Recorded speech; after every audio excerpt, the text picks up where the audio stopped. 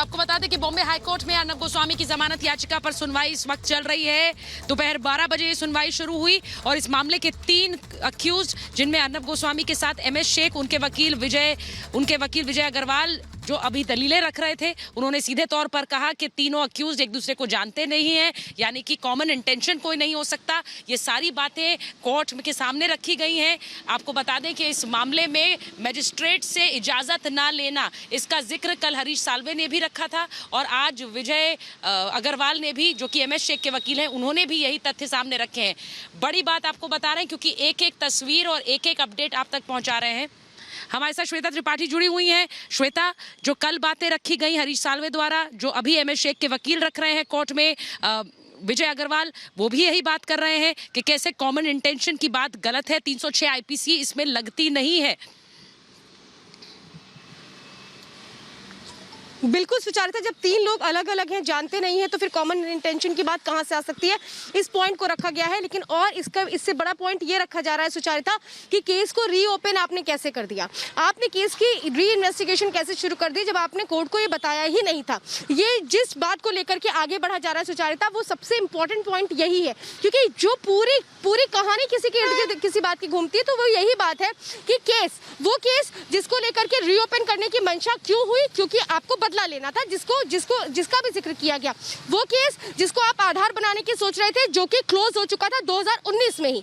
वो केस जिसमें आपने इससे पहले कोई सबूत नहीं आपने पाए थे, और यही बात आपने कही थी कोर्ट को कि कोई सबूत नहीं मिला है, इसीलिए 26 अप्रैल 2019 को ये केस बंद हो गया था। अब उस केस में आपको इतनी हड़बड़ाहट हो गई कि आपने कोर्ट से ना बताया ना कुछ कहा और जाकर के सीधे अरेस्टिंग कर ली, इल्लीगल अरेस्टिंग। और यही बातें हैं सुचारिता जो इस वक्त रखी जा रही हैं, क्योंकि इस केस का जो ग्राउंड है, वो ग्राउंड यहाँ पर आकर के शुरू होता है कि किसी भी बात को शुरू करने के पहले एक प्रक्रिया होती है कोर्ट की एक तरीका होता है जिसमें जाकर के आप आगे बढ़ाते हैं किसी भी केस को या इन्वेस्टिगेशन शुरू करते हैं। जब वहीं से आपने गलतियां शुरू कर दी हैं, तो फिर उस पर तो जवाब मांगा ही जा रहा है, और उसी पर इस वक्त जवाब बढ़ाया गया कि कोर्ट ये देख रहा है कि ये केस रीओपन किस तरीके से किया गया, क्या वाकई में इसे परमिशन ली गई नहीं ली गई, क्योंकि यही बातों को रखा गया है वकील की ओर से, हरीश साल्वे की ओर से, कि सीजेएम कोर्ट ने भी यही बातें कही और इसी को रखा जा रहा है हाई कोर्ट में भी। सोहेल भी मेरे साथ इस वक्त जुड़े हुए। सोहेल, ये बहुत स्ट्रॉन्ग पॉइंट है। देखिए, सीजेएम ने भी इसी बात को रखा था, उन्होंने इस पे स्ट्रॉन्ग ऑब्जर्वेशन दिया था, और यही ग्राउंड बहुत बड़ा ग्राउंड है जिसको रखा जा रहा है इस वक्त हाई कोर्ट में भी। सोहेल, सतपाल जैन भी हमारे साथ श्वेता बने हुए हैं, जो कानून के जानकार भी ज्यादा बेहतर बताएंगे दर्शकों को। सतपाल जैन साहब, बहुत सी दलीलें हैं, मेरा सवाल आपसे ये है कि इस स्थिति में क्या होता है, क्योंकि ये भी है कि सेशंस कोर्ट जाना चाहिए, मैजिस्ट्रेट ने कोई डेट नहीं दी थी बेल की, सेशंस कोर्ट में रिवीजन है, ऐसी सूरत में क्या होता है? अगर हाई कोर्ट अप्रोच करते हैं तो 438, 439 की बात होती है, तो फिर हम कहते हैं आर्टिकल 226 की बात करते हैं, आर्टिकल 226 या उससे ऊपर जाए तो सुप्रीम कोर्ट में आर्टिकल 32 में भी जमानत हुई है।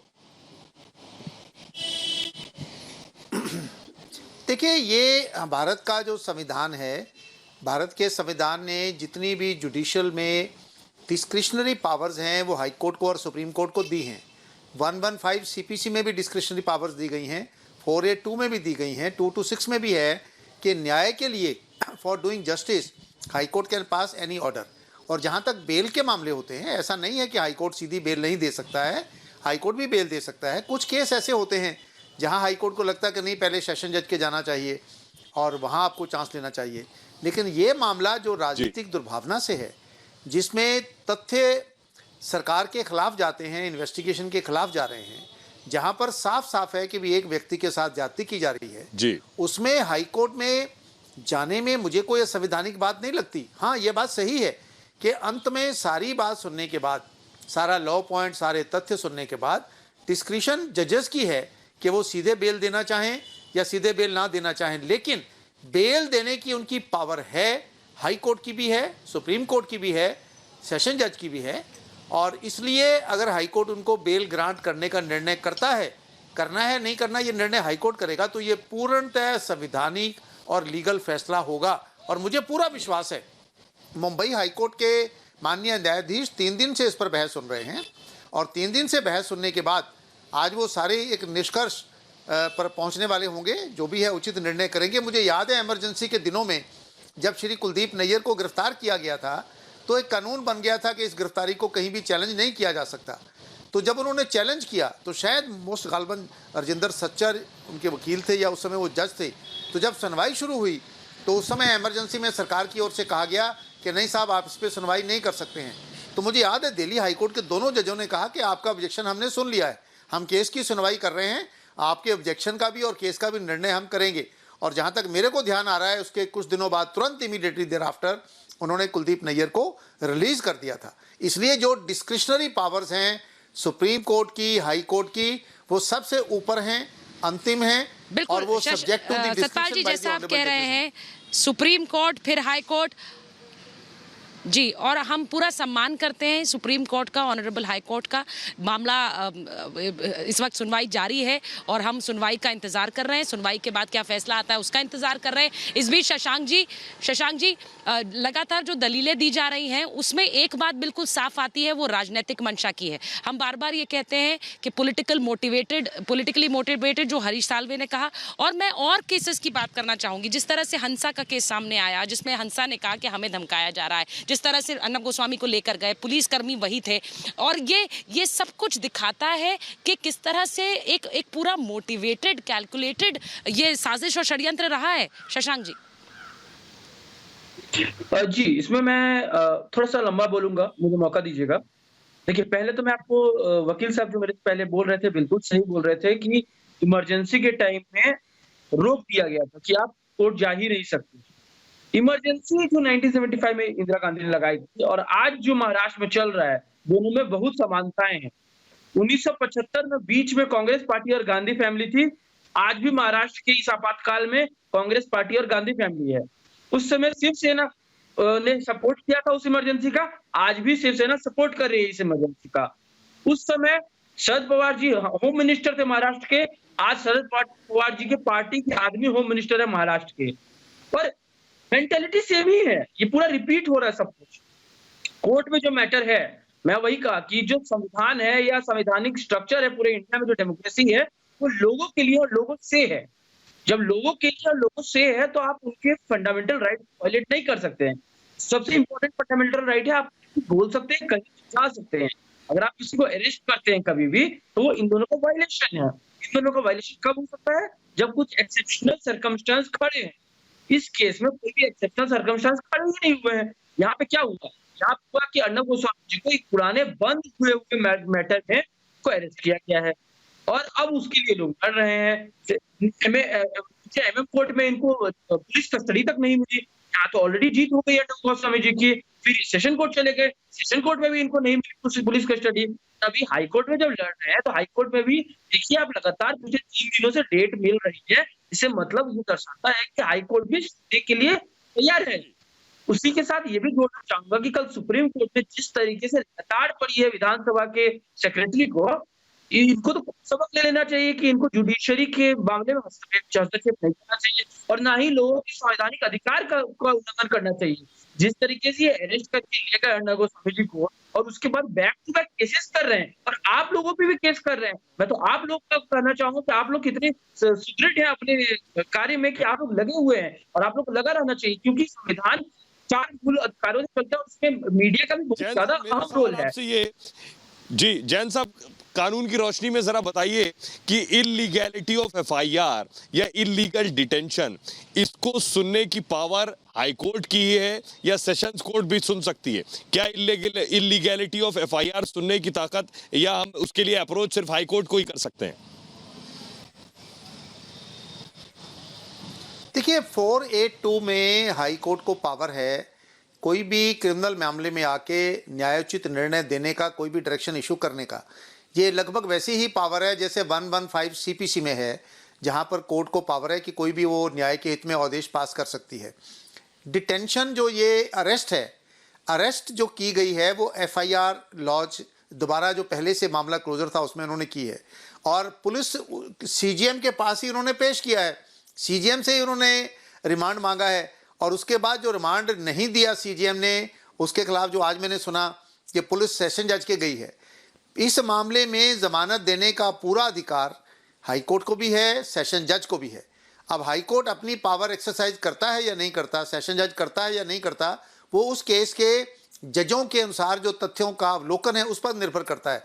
लेकिन हाई कोर्ट को पूर्णतः इलीगल डिटेंशन हो, इलीगल अरेस्ट हो, इलीगल कस्टडी हो, उस पर कोई भी न्यायोचित आदेश जारी करने का पूरा अधिकार है। ये मैं जितना लोगों को जानता हूं उसके आधार पर स्पष्ट तौर पर कह सकता हूं। ये बहुत बड़ी बात आपने कही है सतपाल जी कि हाई कोर्ट इस पूरे मामले में रिलीफ दे सकता है और हाई कोर्ट, माननीय हाई कोर्ट की जो शक्ति है, जो पावर है, वो हम सब जानते हैं और इसीलिए हम पूरे सम्मान के साथ सिर्फ इंतजार कर रहे हैं क्योंकि दलीलें कोर्ट में दी जा रही हैं और इस वक्त भी ये दलीलें जारी हैं बॉम्बे हाई कोर्ट में। मैं बार बार कह रही हूँ कि माननीय सुप्रीम कोर्ट और माननीय बॉम्बे हाई कोर्ट का सम्मान करते हुए हम फैसले का इंतजार कर रहे हैं। 6 तस्वीरें इस वक्त स्क्रीन पर हैं आपकी, अलग अलग शहरों से जो अर्नब गोस्वामी के समर्थन आ रहा है, अर्नब गोस्वामी के लिए जो समर्थन आ रहा है। अर्नब बाहर आए, अर्नब वापस अपना शो करें, अर्नब की आवाज़ एक बार फिर स्टूडियो से गूंजे और अर्नब को वो सुने, अर्नब उसी बुलंदी से सवाल पूछे और उसी दहाड़ के साथ पूछता है भारत और अपनी डिबेट्स करे। यही लोग चाहते हैं। मैं एक बार शशांक जी आपके पास मैं आ रही हूँ क्योंकि जिस तरह से दलीलें दी गई कल हरीश साल्वे द्वारा, इस पूरे मामले में जो एक कॉमन इंटेंशन की बात है, 3 अलग अलग लोग जो दलील थोड़ी देर पहले रखी गई कोर्ट में कि 3 अलग अलग लोग हैं, उनका कॉमन इंटेंशन कैसे हो सकता है, ये एक महत्वपूर्ण दलील दी गई है। मैं चाहती हूँ इस बारे में आप थोड़ा बताएं। नहीं, डेफिनेटली जब आपको क्रिमिनल इंटेंट शो करना होता है, आपको कॉमन इंटेंशन शो करना होता है, तो आपको बताना पड़ता है कि किस तरीके से तीनों लोगों का मैनिफेस्ट इंटेंशन था, तीनों लोग एक साथ कोई कार्य कर रहे थे और किस तरीके से एक गलत कृत्य को किया गया जो कि पुलिस अभी तक साबित नहीं कर पाई, ना ही प्रशासन साबित कर पाई। इस पूरे केस में जो अर्नब गोस्वामी जी के खिलाफ चल रहा है और जो रिपब्लिक के खिलाफ चल रहा है, मुझे लगता है कि कॉमन इंटेंशन सिर्फ और सिर्फ महाविकास अघाड़ी में जो 3 पार्टी जुड़े हुए उनका है और ये जो क्रिमिनल इंटेंशन से मीडिया को जिस तरीके से दबाने की कोशिश कर रहे हैं, इससे इनको कुछ फल प्राप्त नहीं होगा। मुझे लगता है कि हाईकोर्ट में आज अर्नब गोस्वामी जी को जमानत दी जाएगी और वो दिवाली हमारे साथ मनाएंगे, क्योंकि मुझे लगता है कि भारत की जनता, भारत के कोर्ट किसी के गुलाम नहीं है। वो सही को सही और गलत को गलत समझ सकते हैं। जिस तरीके से महाराष्ट्र सरकार कार्य कर रही है और अपने गलत चीजों को थोपने की कोशिश कर रही है, तो अर्नब गोस्वामी जी पर तो एफआईआर हो ही गया, पब्लिक टीवी और रिपब्लिक नेटवर्क पे एफआईआर हो गया, आप जर्नलिस्ट पे भी एफआईआर हो गया। अब तो सिर्फ हमारे जैसे लोग बचे हैं जो रिपब्लिक चैनल देखते हैं, हम पे एफआईआर करवा दें तो इनका पूरा एक चौकड़ी खत्म हो जाएगी, क्योंकि इसके अलावा तो इनके पास कुछ ऑप्शन ही नहीं है। तो विनाश काले विपरीत बुद्धि वाला जो हिसाब किताब है पूरी तरीके से महाराष्ट्र में चल रहा है और किस गलत है। हाईकोर्ट के पास डेफिनेटली पावर है, इनहेरेंट पावर है हाईकोर्ट के पास कि वो इस मामले में कर सकती है, फैसला दे सकती है। आप सेशन में जा सकते हैं, लेकिन हाईकोर्ट अगर ये बात सुन रही है तो हाईकोर्ट के पास पावर है, संविधान में दिया हुआ है और इसीलिए हाईकोर्ट लगातार 3 दिन से सुन रही है। और आज जो मैंने फॉलो किया इस केस को, हाईकोर्ट ने कहा है कि वो अंतिम रूप पे जो मेजर डिमांड किया गया है अर्नब गोस्वामी की तरफ से और बाकी 2 लोगों से भी, उस पे वो सुनवाई कर रही है और उस पे वो सुनने के लिए अगर वो सुन रही है हाईकोर्ट, तो इसका मतलब है कि इसमें फैसला भी दे सकती है। तो वो बिल्कुल भी हाईकोर्ट का कोई भी फाउंडेशन नहीं है, कोई भी ऑब्लिगेशन नहीं है। जब इमरजेंसी के टाइम में कोर्ट नहीं रुकी तो अब क्या रुकेगी? जैन साहब, अगर इसमें कुछ स्ट्रॉन्ग पॉइंट्स निकलकर सामने नहीं आए तो ये इलीगल डिटेंशन का सबसे ये जो खराब प्रेसिडेंट सेट होगा, खराब प्रेसिडेंट की मान लीजिए न सिर्फ महाराष्ट्र में, इस तरह के और भी केसेस जो हैं जो क्लोज हो चुके हैं, बंद हो चुके हैं, किसी को हैरेस करने के लिए पुलिस बिना मैजिस्ट्रेट से कंसेंट लिए और किसी को भी गिरफ्तार कर लेगी। देखिए, मैं समझता हूं कि प्रशासन और अधिकारी, पुलिस के लोग लंबे अरसे से, खासतौर पर जो कांग्रेस राजित शासक हैं, उन लोगों की ये कोशिश हमेशा रही है कि सत्य को दबाया जाए, निष्पक्ष पत्रकार हो, राजनीतिक हो, उनका विरोधी हो, उनको दबाया जाए और उसके लिए कानून का दुरुपयोग निरंतर करते आए हैं। लेकिन न्यायपालिका के हाथ बहुत लंबे हैं। हाई कोर्ट्स ने, सुप्रीम कोर्ट्स ने न्याय के हित में बहुत लंबे लंबे आदेश भी पारित किए हैं। अभी हमारे मित्र जो मेरी इमरजेंसी वाली बात का जिक्र कर रहे थे, मुझे याद है मैं 23 साल की मेरी आयु थी, मैं पंजाब में यूनिवर्सिटी में छात्र संघ का महासचिव था और मुझे गिरफ्तार किया गया। रात को पुलिस कस्टडी में बिजली के झटके दिए गए, टॉर्चर किया गया और नेक्स्ट डे जब मेरे को जज के सामने मिस्टर नागरा होते थे, HR नागरा जो CJM थे, उनके सामने पेश किया गया तो उन्होंने पुलिस रिमांड मांगा। पुलिस ने, हालांकि इमरजेंसी थी तो जज साहब ने कहा कि no no no, these are all politically motivated cases, मैं इनको जुडिशियल कस्टडी में भेज रहा हूं। हमको जुडिशियल कस्टडी में भेजा, वो इमरजेंसी के दिन थे। उन दिनों में भी जजेस इमरजेंसी के बावजूद भी न्याय करते थे, किसी को बेल भी देते थे और कुछ जजेस को ट्रांसफर भी किया गया। मेरे हाई कोर्ट से 4 जज, PC Jain, justice Tawatia, justice Dhillon और एक और ऑनरेबल जज थे जिनको सिर्फ इसलिए ट्रांसफर किया गया क्योंकि वो इमरजेंसी में सरकार के चाहने के मुताबिक निर्णय नहीं दे रहे थे, लेकिन जजों ने अपने निर्णय दिया। और मैं बताऊं, भारत की जुडिशरी की 2 धारणाएं मैं हमेशा देता हूं जो निष्पक्ष होकर निर्णय देती है, किसी की परवाह नहीं करती। पहला, अभी जो 5 जजों ने नेशनल जुडिशियल अपॉइंटमेंट कमीशन, जो पार्लियामेंट के दोनों सदनों ने 850 एमपीज ने सर्वसम्मति से पास किया था, कांग्रेस भी, बीजेपी भी, सब पार्टियों ने, लेकिन 5 जजों में लगा, उनमें से भी 4 को लगा कि नहीं ये संविधान के खिलाफ है, एक को लगा ठीक है, उन्होंने उसको निरस्त किया, सारे देश ने उसको माना। 75 में श्रीमती इंदिरा गांधी देश की प्रधानमंत्री थी, उनके चुनाव को लोकसभा के चुनौती दी गई। सारी दुनिया के इतिहास में मैं कोई दूसरा उदाहरण नहीं ढूंढ पाया हूं अभी तक जहां इलाहाबाद हाईकोर्ट के सिंगल जज ने देश की प्रधानमंत्री का लोकसभा को चुनाव रद्द घोषित कर दिया और 6 साल के लिए उनकी अयोग्यता की बात कही। ये हमारी इंडिपेंडेंस की जुडिशरी की उदाहरणें हैं। 3 जज सुप्रीम कोर्ट के सुपरसीड होना स्वीकार कर गए थे 75 में, लेकिन सरकार के सामने उन्होंने घुटने नहीं टेके। आज भी अलग अलग अदालतों में जो निर्णय आ रहे हैं निष्पक्षता के आधार पर और मेरिट के आधार पर आ रहे हैं। मुझे जुडिशरी पर पूरा विश्वास है कि हमारे जज साहिबान सारी बात को सुनकर बिल्कुल उचित, संयमित, सही, कानून के अनुसार, संविधान के अनुसार निर्णय करेंगे। और उसके आगे सुप्रीम कोर्ट भी है। अगर कहीं हाई कोर्ट में भी छोटी-मोटी देखिए, कोई रिपब्लिक चूक हो मीडिया जाती है तो नेटवर्क को उसके भी आगे पूरा सुप्रीम कोर्ट यकीन का है, दरवाजा है। देश को भी पूरा यकीन है न्यायपालिका पर, बिल्कुल पूरे देश को यकीन है, रिपब्लिक मीडिया नेटवर्क को यकीन है न्यायपालिका पर। और इसीलिए ये बहुत बड़ी उम्मीद है कि जो अभी दलीलें रखी जा रही हैं उसके बाद बस इंतजार हम कर रहे हैं कि क्या कुछ कहा जाता है हाई कोर्ट की ओर से। 2 घंटे हो चुके हैं, 2 घंटे हो चुके हैं इस पूरे केस की सुनवाई शुरू हुए। रेखा अग्रवाल भी मेरे साथ इस वक्त जुड़ चुकी हैं। रेखा अग्रवाल जी, जिस तरीके के आर्ग्यूमेंट्स हमने देखे, चाहे हम कल की बात सुप्रीम कोर्ट की बात हम कर लें या फिर हम बात कर लें इसके पहले सीजेएम कोर्ट ने जिस तरीके के ऑब्जर्वेशन दिए, उसके बाद सबसे अहम बात यही है कि कोई भी स्टेट गवर्नमेंट लॉ से ऊपर नहीं हो सकती है। मुझे ऐसा लगता है कि इस बात को आज हाई कोर्ट भी बहुत गंभीरता से देख रहा होगा। आपने बिल्कुल सही कहा। जिस तरीके से ये सारा की सारी प्रोसीडिंग्स हम देख रहे हैं अर्नब गोस्वामी जी के खिलाफ जो देख रहे हैं, इसके अंदर चाहे वो स्टेट गवर्नमेंट हो, अब वो अपनी मनमानी नहीं कर सकती है। कानून जो है, कानून के आगे सब बराबर है। इसमें जिस तरीके से अर्नब गोस्वामी जी को अरेस्ट किया गया, उनके अंदर कोई मैजिस्ट्रियल कोई ऑर्डर नहीं था, कोई उनके पास कानूनी तरीके से अधिकार नहीं था। सारा का सारा जो प्रोसीडिंग थी वो गैर कानूनी ढंग से करी गई थी। और आज कोर्ट का जो फैसला होगा तो बिल्कुल साफ हो जाएगा कि राज्य सरकार जो है वो अपनी मनमानी नहीं कर सकती है। महाराष्ट्र सरकार ने इस केस के अंदर जिस तरीके से अपनी मनमानी करी है, कानून को अपने हाथ के अंदर लिया है, जो रूल ऑफ लॉ जिसको हम कहते हैं अपनी कानूनी भाषा में, पूरे देश के अंदर जो कानून है वो बराबर है। जो फंडामेंटल राइट्स है कि किसी भी व्यक्ति को आप गैर कानूनी ढंग से इस तरीके से अरेस्ट नहीं कर सकते, यही बात आज खुल के कोर्ट के अंदर आने वाली है। जी रेखा जी, हमारे साथ बने रहिए। सबसे बड़ा पैनल बना हुआ है, सबसे बड़ी खबर पर हम बने हुए हैं। बॉम्बे हाई कोर्ट में अर्नब गोस्वामी की इलीगल डिटेंशन पर सुनवाई जारी है। एक छोटे से ब्रेक के लिए रुक रहे हैं, कुछ ही पलों में लौट रहे हैं।